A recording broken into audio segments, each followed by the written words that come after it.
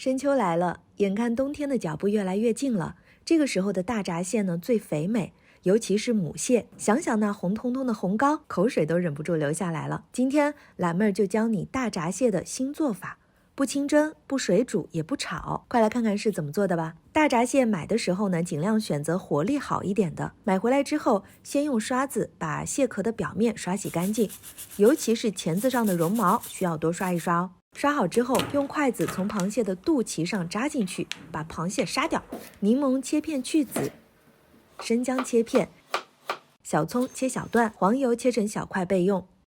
取一张烤箱用的铝箔纸，先放上一块生姜片，放上螃蟹，随后放入一些黄油块，加一片生姜，再放入一片柠檬片和小葱段，撒上一小撮的盐，把铝箔纸包好，放在烤盘里入烤箱，用180度上下火烤20分钟。烤好以后取出来，这个黄油焗蟹啊就做好了。撕开铝箔纸的时候，能够闻到一股奶香味，这样烤出来的螃蟹还能吃到蟹肉本身的鲜甜味，而且不会腥哦。喜欢的朋友不妨试试看吧。